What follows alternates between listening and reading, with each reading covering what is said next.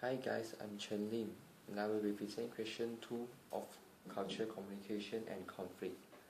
The conflict I study is about the conflict between China and Japan dispute for the Senkaku Island and named Diaoyu Dao in Chinese. The island is hardly usually in a crowded region with many competing interested, and the Senkaku Islands are a chain of islands and rocks in the East China Sea, and the main purpose that both two countries want the island because they need the fossil fuel that on the island. Let's see a video about the island first.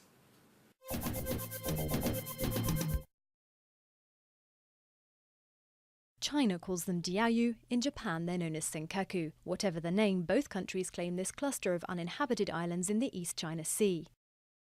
Their first historical mention, according to Chinese sources, was in a 15th century document published during China's Ming dynasty. In 1895, Japan annexed the islands, later leasing them to a Japanese entrepreneur who set up a fish processing plant there, but by the start of the Second World War, the islands were deserted once again. Years later, in 1969, a United Nations report suggested the seabed around the islands could be rich in oil reserves. Both China and Taiwan promptly declared ownership in 1971, but a year later the islands were returned to Japan after years of US occupation. Although they've since been formally controlled by Tokyo, Chinese ships are regularly seen sailing close by, and activists from China and Japan have landed on the disputed territory to raise their national flag. Simmering tensions between the two countries boiled over again when the Japanese government bought the islands from a private Japanese owner in September 2012. Widely considered a provocation in China, the move has sparked numerous anti-Japan protests.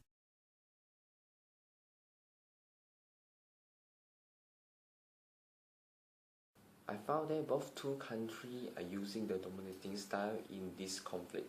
Both two countries are strongly claim that the islands are belong to them and turn into a nationalist direction. Xi Jinping, he's the chairman of China. He has appearance in an anti-Japanese voice and refused to meet the Japanese government. Meanwhile, the election of the conservative Shinzo Abe, that's the Prime Minister of Japan, rested in part on Japanese fear of Chinese power.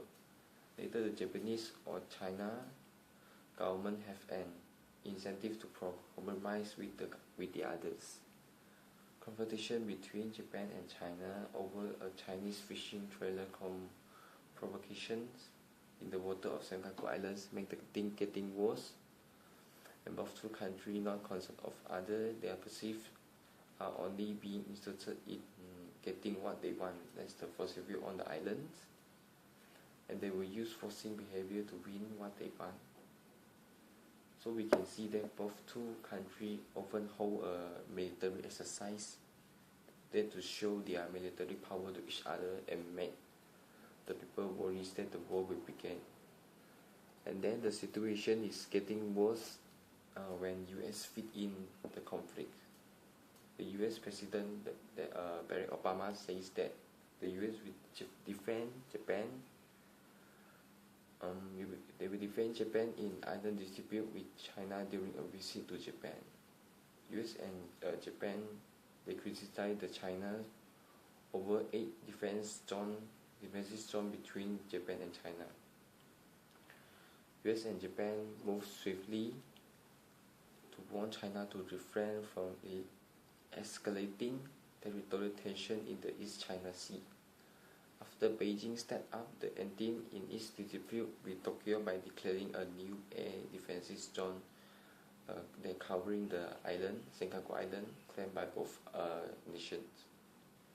The dominating style can be appropriate in a situation where a decision must be reached immediately, and both two countries do not concern each other and don't mean to reach a solution acceptable for both sides.